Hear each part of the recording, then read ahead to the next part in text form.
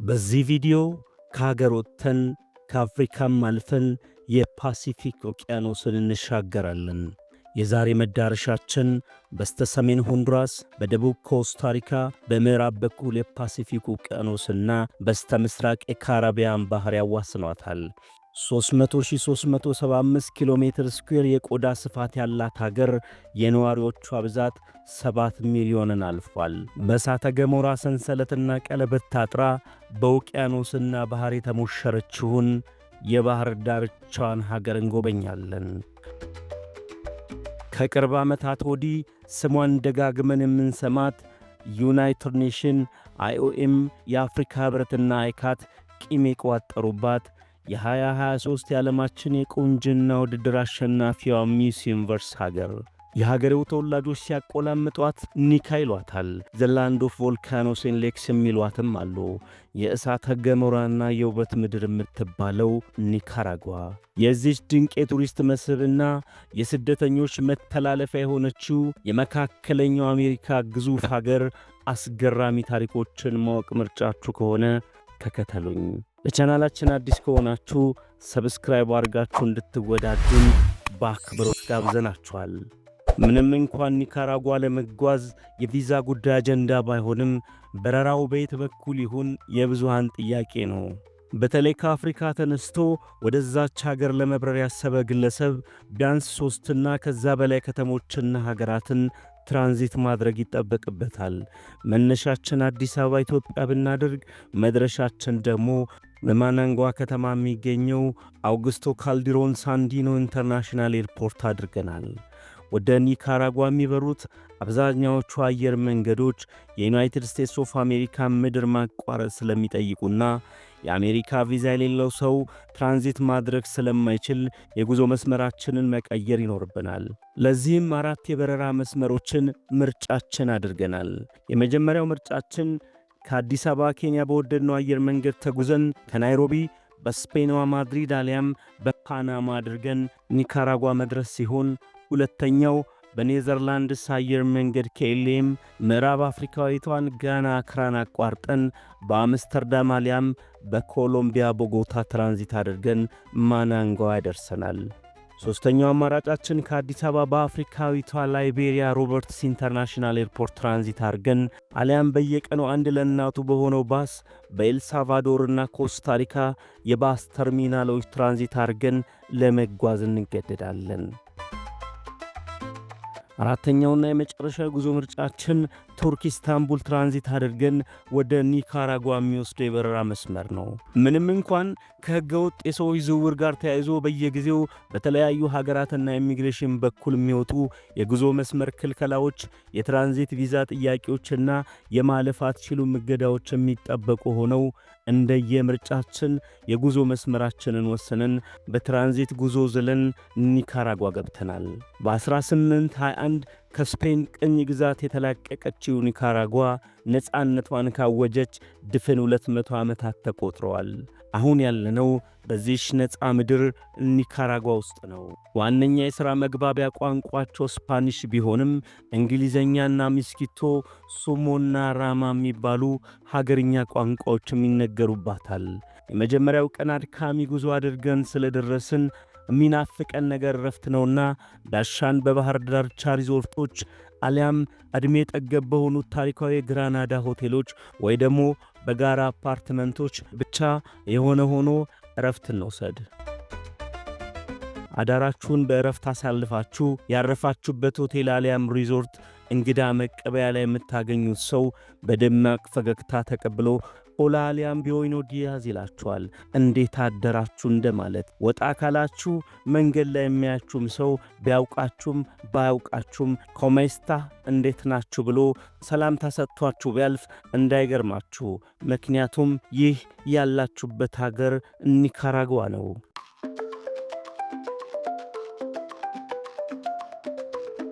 አብዛኛው ኒካራጓዊ የካቶሊክ ካቴድራልና የፕሮቴስታንት ክርስትና እምነትን ይከተላል። ሕዝቦቿ ተግባቢና ቀላል ሕይወትን ማራመድ ባህላቸው እንደሆነ ይነገርላቸዋል። ከድብልቅ የዘር ግንዶች የሚመዘዙት ኒካራጋውያን 69 በመቶዎቹ ወደ 5 ሚሊዮን የሚሆኑት የመስቲዞ ማኅበረሰብ ሲሆኑ መነሻቸው ከሀገሬውና ከአውሮፓውያን ቅይጥ እንደሆነ መረጃዎች ይመሰክራሉ። 17 በመቶዎቹ ነዋሪዎች ሙሉ ለሙሉ ወደ ነጮቹ አውሮፓውያን ይወስዱናል። ዋነኞቹ ባላገር ናቸው የሚባሉት የሚስኪቶ ሱሞና ራማ ማኅበረሰቦች ከአጠቃላይ ሕዝብ ቁጥሯ ከ350 ሺህ አይበልጡም። ከ7 ሚሊዮን ሕዝቦቿ 630 ሺህ የሚሆኑት አፍሮ ኒካራጋውያን የሚባሉት ጥቁሮቹ ሲሆኑ በአብዛኛው ብሉፊልድስ በተባለችው ደማቅ ሰማያዊ ከተማ አቅራቢያ የካራቢያን ባህር ዳርቻዎች ኑሯቸውን አድርገዋል። ኢትዮጵያን ጨምሮ የ73 ሀገራት ዜጎች በመዳረሻ ቪዛውን አራይቫል ብቻ ወደዚች ሀገር መግባት ሲችሉ የሌሎች 37 ሀገር ፓስፖርት ለያዙ አመልካቾች ደግሞ የኤምባሲ ደጅ ማንኳኳት ሳይጠበቅባቸው አሻራና ቀጠሮ ሳይባሉ ኤሌክትሮኒክ ቪዛ ማግኘት እንዲችሉ አድርጋለች። በአጠቃላይ ከ110 ያላነሱ ሀገራት ዜጎች የኒካራጓን ቪዛ በቀላሉ ማግኘታቸው ተፈጥሮ አሰማምሮ የኳላት ምድር በቱሪዝም ከፍተኛ ገቢ እንድታገኝና በየዓመቱ ከ800 ሚሊዮን ዶላሮች በላይ እንድትሰበስብ ቢረዳትም በሕገወጥ የሰዎች ዝውውር ለተሰማሩ ድንበር የለሽ ደላሎችና አሜሪካንን የሕልማቸው መዳረሻ ላደረጉ ስደተኞች በቀላሉ መተላለፊያ በር መሆኗ በዩናይትድ ስቴትስ ኦፍ አሜሪካ ጥርስ አስነክሶባታል። የኒካራጓ ዋና ከተማ ማናንጓ ስትሆን ከ1.5 ሚሊዮን በላይ የሆኑ የሰው ልጆች በዚች የባህር ዳርቻ ከትሟል። የስፔን የቅኝ ግዛት ትሩፋት የሆነችው ታሪካዊቷ ግራናዳ የባህል እመቤት የሚሏት የቀደመ የሥነ ሕንፃ ጥበብ አሻራ ያረፈባት ሊዮን በርካታ ንቁሳተ ገሞራዎች ዙሪያዋን የከበቧት ማሳያ በውብ የባህር ዳርቻዎቿ የምትማርከው ብሉፊልድስ በማናንጓና በኒካራጓ ሐይቆች መሃል የከተመችው የቲፒ ታፓ ከተሞች በዋናነት የምትታወቅባቸው ከተሞቿ ናቸው።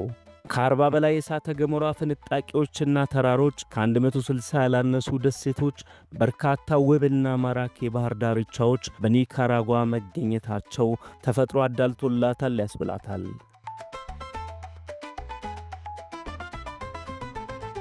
ለጉብኝትም ሆነ ለሌላ ጉዳይ እግር ጥሎት ወደ ኒካራጓ ያቀና ጸጉረ ልውጥ ከፍ ያለ መጠን ያለው ውጭ ምንዛሬ በጥሬው ከያዘ ማስመዝገብ አሊያም ማሳወቅ ይጠበቅበታል። የሌላን ሰው እሴትና ባህል የማይነኩት ኒካራጋውያን እነሱም የማይደራደሩባቸው እሴቶች አሏቸው። እናም በባህላቸው በማንነታቸውና ባላቸው ሀገራዊና ማኅበረሰባዊ እሴቶች አይደራደሩም።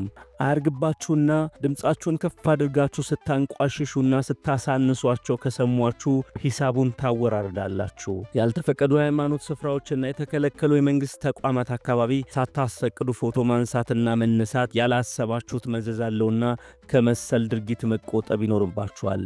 የሀገሪቷ ፕሬዝዳንት ዳንኤል ኦርቴጋና ባለቤታቸው ምክትል ፕሬዝዳንት ሮዛሪዮ ሞሬሎን ማማትና ፖለቲካ አይነኬና ጮክት ብለው ከማይወሩ ጉዳዮች አንዱ ነውና ኡፑ ነው ይሏቸዋል። አውቃችሁም ይሁን ሳታውቁ ከአደንዛዥ ዕፅ ጋር ከተገናኛችሁ ከወዲሁ መሰነባበት ይኖርብናል። ጉዞአችሁ ጤነኛ ከሆነ ወደዚች ሀገር ከመግባታችሁ አስቀድማችሁ ትራቭል ኢንሹራንስ እንድትይዙ ትመከራላችሁ። ሌላው ያልተመዘገበና ሕጋዊ ዕውቅና የሌለው የጉብኝት አገልግሎት ሰጪና የታክሲ ግልጋሎት አደጋ አለው። በርከት ያለ ጥሬ ገንዘብ መያዝ፣ እውኙኝ የሚሉ የሞባይል ስልክና ውድ ጌጣጌጦችን አድርጋችሁ በምሽትና ሕዝብ በሚበዛባቸው ስፍራዎች ከተገኛችሁ ጨዋዎቹን ኒካራጓውያን እንዳታሳስቷቸውን መክራችኋለን። ኒካራጓ ቡና በማምረትና ወደ ውጭ በመላክ ከፍተኛ ገቢ ታገኛለች። የሀገሪቷ ትልቁ የገቢ ምንጭ ግን የቱሪዝም ዘርፉ ነው። የሀገሬው ገበሬ ቡናን ሲያለማ መጎብኘት በሚችል መልኩ አስቦና አሳምሮ ነው። 60% የሚሆነው የሀገሪቷ ጂዲፒ ምንጩ ቱሪዝም፣ አገልግሎትና የፋይናንስ ዘርፍ ሲሆን ኢንዱስትሪው 24%፣ ግብርና 16%ኛውን ይይዛሉ። ሀገሪቷ ቡና፣ ሙዝ፣ ወርቅ፣ ስጋ፣ የባህር ውስጥ ምግቦች፣ ትንባሆና አልባሳትን ወደ ውጭ ስትልክ በምትኩ ማሽነሪ፣ ነዳጅ፣ ኤሌክትሮኒክስና መድኃኒት ወደ ሀገሯ ታስገባለች። ከቻይና፣ ከራሽያ፣ ከኩባ፣ ከቬንዙዌላና ከሜክሲኮ ጋር ወዳጅነት ሲኖራት ከነዚህ ሀገራት ጋር ባላት መልካም ግንኙነትና ህገወጥ ዜጎች ወደ ሀገር እንዲገቡ ታደርጋለች በሚል ሰበብ ከአሜሪካ ጋር ያላት ግንኙነት ውጥረት የበዛበት ነው። ያም ሆኖ ግን ከንግድ ሸሪኮቿ መካከል አንዷ ራሷ አሜሪካ ናት። የኒካራጓ መገበያያ ገንዘብ ኮርዶባ መጠሪያው ሲሆን አሁን ባለው ምንዛሬ አንድ የአሜሪካን ዶላር 37 ኮርዶባ ይወጣል። ወደ ኢትዮጵያ ከቀየርነው አንድ ኮርዶባ 3 ብር ከ45 አካባቢ ይመነዘራል።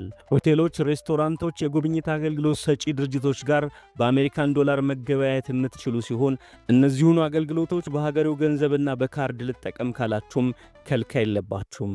በከተሞች አካባቢ ባስ ዋነኛ የትራንስፖርት አማራጭ ሲሆን ታክሲ ራይድና ጀልባም ሌሎች የመጓጓዣ አማራጭ ናቸው። ለሀገሪቱ እንግዳ ከሆናችሁ ግን በጭራሽ ባስ እንድትጠቀሙ አይመከርም። ትሮፒካል ሞቃታማ የሚባል የአየር ንብረት ያላት ኒካራጓ ከህዳር እስከ ሚያዝያ ያለው ጊዜ ለጉብኝትና ለጎብኚዎች የተሻለ ወቅት እንደሆነ ይነገራል። የጉዟችሁ ዓላማ ጉብኝት ከሆነ አሊያም በአንድ ድንጋይ ሁለት ወፍ ያለመ ከሆነ የስፓኒሾች አሻራ ያረፈባት ጥንታዊቷ የግራናዳ ከተማ ታሪክና ትውፊትን ታስኮመኩማችኋለች። አይ ቆይታዊ መንፈሳዊ ይሁን ብትሉም በዩኔስኮ የተመዘገበው ግዙፉ ካቴድራልና ሌሎች መንፈሳዊ ቦታዎች ያሉባት የሊዮን ከተማ ምርጫችሁ መሆን አለባት። እዚሁ ሊዮን ከተማ ውስጥ የምትቆዩ ከሆነ እግረ መንገድ የንቁ እሳተ ገሞራ ትርኢቶችን ይመርቁላችኋል። ቆይታችሁን ደሴት ላይ ማድረግ ብትወዱ የኒካራጓ ሐይቅ ውስጥ በሁለት እሳተ ገሞራዎች ምክንያት የተፈጠረው የኦሞቴፔ ደሴት ቆይታችሁን ያሳምርላችኋል። ውሃና የውሃ ዳርቻ አሸዋ ላይ መዝናናት ምርጫችሁ ከሆነ የትም ብትሆኑ ኒካራጓ ችግር የለባትም። በንቁ እሳተ ገሞራዎች ፍንጥቅጣቂና የምሽት ልዩ ውበት ይታከልበት ካላችሁ ማሳያንም ይመስል የለም ይላሉ። ከተፈጥሮ ወጣ ካላችሁና የባህል እውነት ምርኮኛ ከሆናችሁ በየዓመቱ ዲሴምበር 8 በመላው ኒካራጓ በደማቅ ሁኔታ የሚከበረው ሃይማኖታዊ ይዘት ያለው ላፓሬዚማ እጅግ ደስ የሚያሰኝና ብዙ ቱሪስቶች የሚሳቡበት ዓመታዊ በዓል ነው። ምርጫችሁ ሙዚቃና ዳንስ ከሆነ ደግሞ የማሪምባና የፎልክ የሙዚቃ ዳንስ ድግሶች አሉላችሁ። የባህሩን የምሽቱ ውበት እያያችሁ የባህር ዳርቻ ፓርቲ ላይ ለመታደምና ለመዝናናት ቢች ፓርቲ ታውን የሚል ቅጽል ስም የተሰጣት የሳን ጁዋን ዴል ሱር ከተማን የሚመስል ስፍራ በጭራሽ አታገኙም። በዓመት ከ1 ሚሊዮን በላይ ቱሪስቶች የሚፈልሱባት ኒካራጓ ከሆንዱራስ፣ ከአሜሪካና ካናዳ፣ ከጀርመን፣ ከኮስታሪካና ጓቲማላ፣ ከፈረንሳይ፣ ከፓናማ፣ ኤልሳልቫዶርና ሜክሲኮ መነሻቸው ያደረጉ ጎብኚዎች ይበዙባታል። ከጉብኝት መንፈስ ወጣ ስንል ከኮስታሪካ፣ ጓቲማላ፣ ኤልሳልቫዶር፣ ሆንዱራስና ፓናማ አካባቢ የሚነሱ አንዳንድ ያለመረጋጋቶች ለኒካራጓም ስጋት ሲሆን ይስተዋላል። በዓመታት ልዩነት የሚነሱ ውስጣዊ ተቃውሞችም ድንገት ብቅ ሲሉ ይታያል። ከዛ ውጭ ግን ኒካራጓ እጅግ ሰላማዊ የምትባል ሀገር ናት። በታሪክ አጋጣሚ ግን የተፈተነችባቸው ክስተቶች ነበሩ። በ1998 የመታ ታሪኬን በሀገሪቷ ብቻ ሳይሆን በመካከለኛው አሜሪካ ሳይቀር ብዙ ሺህ ሰዎች የሞቱበት አደገኛው ተፈጥሮ አደጋ ሆኖ ተመዝግቧል። በ2018 በአሁኑ የኒካራጓ ፕሬዝዳንት በሚመራው የመንግሥት ጦርና ተቃዋሚዎች መካከል በተፈጠረ ግጭት በመቶዎች የሚቆጠሩ ዜጎቿን ሰውታለች። ይህም በቅርቡ ሀገሪቷ ውስጥ ከተከሰቱ ክስተቶች መካከል አይረሴ ሆኖ ተመዝግቧል። ምንም እንኳን አሜሪካና ዓለም አቀፍ የሰብአዊ መብት ተሟጋቾች የዳንኤል ኦርቴጋ አስተዳደርና መንግሥት ላይ የሰብአዊ መብት ጥሰቶችን ይፈጽማል፣ ያልወደደውን ያስራል፣ የወደደውን ይሾማል እያሉ ቢያሟቸውም ሀገሪቷ ግን ለመጪና ያጇ እጅግ ሰላማዊ መዳረሻ ሆና ቀጥላለች። አሁን ከተለያየ ዓለም ክፍል በተለይም ከአፍሪካ፣ ከኤዥያ፣ ከደቡብ አሜሪካና ከአጎራባች ሀገራት በርካታ ሰዎች ወደዚች ወደ ውቢቷ ምድር ኒካራጓ እየተመሙ ነው። አብዛኛዎቹ ተጓዦች የጉዞአቸው ዓላማ በኒካራጓ ተፈጥሮ ተስበው አይደለም። እዛው ከትመው ሕይወታቸውን ሊያደላድሉ አስበው ከመሰላችሁም አይመጣውም። ይልቁንም ከኒካራጓ 1050 ማይል ርቃ የምትገኘው ዩናይትድ ስቴትስ ኦፍ አሜሪካና 850 ኪሎ ሜትር ብቻ የምትርቀው ሜክሲኮ መሻገርን ታሳቢ አድርገው እንደሆነ ልብ ይሏል። ስር የሰደደ ሙስናና ስንፍና ለሀገሪቷ እድገት ማነቆ ቢሆኑም ሕገወጥ የሰዎች ዝውውር ኒካራጓ ላይ ያደረሰው ስሟን የማጠልሸት ተጽዕኖ ግን አያክልም። በተለያዩ ወቅቶች ከዩናይትድ ስቴትስ ኦፍ አሜሪካ ጋር ለጸብ የተጋበዘችው ኒካራጓ አሜሪካ ጠላቶቼ ናቸው ከምትላቸው ሩሲያና ቻይና ጋር መወዳጀቷ ለማዕቀቦች ዳርጓታል። በሕገወጥ መንገድ ወደ አሜሪካ ለሚጓዙ ስደተኞችም በሯን አጥብቃ አልዘጋችም ብለው ይኮንኗታል። የዳንኤል ኦርቴጋ መንግሥት ግን የአሜሪካን ጣልቃ ገብነት ጆሮ ዳባ ብሎ የተለየ እርምጃ ሲወስድ አልታየም። ውድ የቻናላችን ቤተሰቦች የመካከለኛው አሜሪካ ታላቁ ሀገር በውሃና በሚፍለቀለቁ እሳተ ገሞራዎች የታጠረችዋን ምድር የቃኘንበት መሰናዶ በዚሁ አጠናቀቅን። በቀጣይ ወደ አፍሪካ ተመልሰን አንዲት አስገራሚ ሀገር እናስጎበኛችኋለን። መልካም ቆይታ።